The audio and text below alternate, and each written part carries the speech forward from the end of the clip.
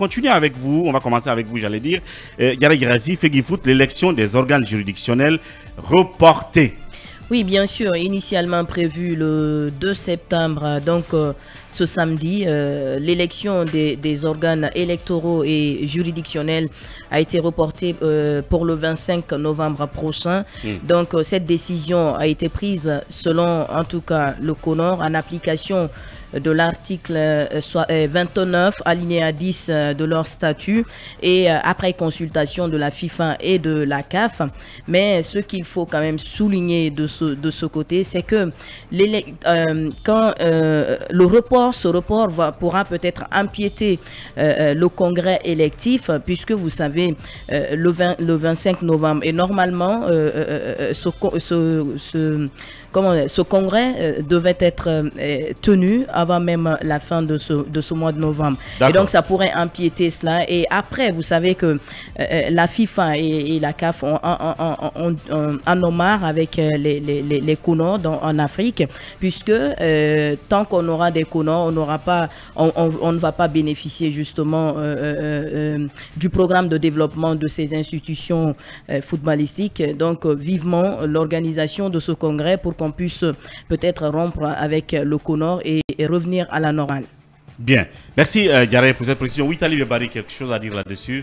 Oui, c'est une décision quand même importante, puisque les organes concernés, je crois il y a la commission d'éthique qui est concernée et la commission de recours. Donc trois organes très importants.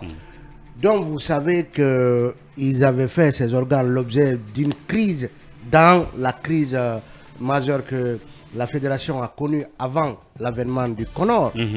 Vous le savez, notre ami Dora avait été élu à la tête de la commission juridictionnelle électorale. Voilà, donc il y a eu beaucoup de rififi autour donc, de la mise en place de ces commissions.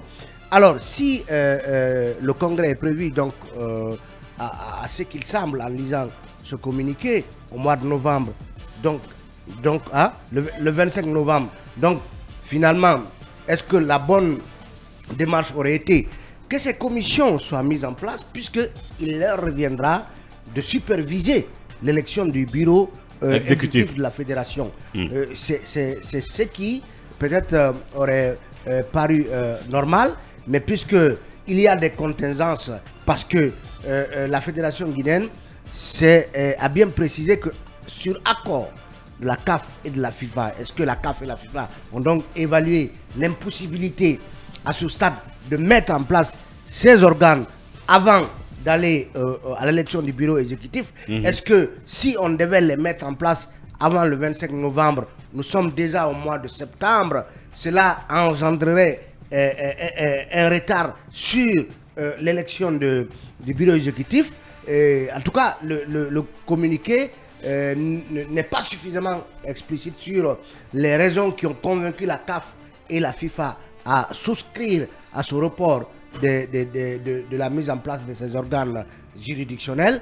Toujours est-il que on semble en tout cas privilégier en tout cas le 25 novembre, parce que vous le savez, le mandat du CONOR a été prorogé, je crois, pour la 3e fois jusqu'au mois de novembre, et que la crise qui minait la fédération ayant été résorbée à travers les instructions du président et l'implication personnelle du Premier ministre, qui a permis donc de ramener un minimum de quiétude dans les rangs, notamment des membres statutaires qui ont pu au passage adopter les textes qui gouvernent la Fédération guinéenne de football. Donc, est-ce que tout cela, en tout cas, si on devait mettre en place ces organes juridictionnels, cela aurait peut-être impacté la fin du mandat du CONOR en novembre. Et justement, en parlant de mandat, parce que le principal défi, c'est de finir avec tout ça avant la Coupe d'Afrique des Nations qui se tiendra en Côte d'Ivoire en décembre. Est-ce que là-dessus, vous entrevoyez la possibilité qu'il ne soit pas possible de mettre en place un bureau exécutif élu avant qui puisse accompagner l'équipe nationale à la Coupe d'Afrique de Côte d'Ivoire? Est-ce qu'on entrevoit la possibilité que ce soit le CONOR qui gère la Coupe d'Afrique en Côte d'Ivoire? Si on s'en tient à ce communiqué, il semble nous dire fermement que l'élection aura lieu en novembre. Bien. Donc, si l'élection a lieu en novembre... Et la Coupe d'Afrique, c'est en décembre. Non. En quelle année?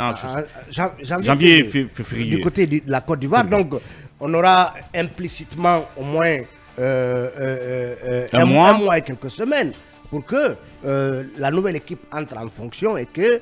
mais d'ici là, bien évidemment, le Conor peut mettre en branle certains aspects participatifs de la Guinée à cette CAN. Bien. Et l'équipe, la nouvelle équipe exécutive, donc du bureau exécutif, se chargera du reste du processus de participation de la Guinée à cette CAN. Merci beaucoup Talibé, merci Yaraï. On suivra tout ça de près et pourquoi pas dans les jours à venir chercher à voir Sega Diallo, donc qui est le vice-président du Conor, ou sinon madame la présidente elle-même pour nous donner un peu plus de détails sur ces sujets.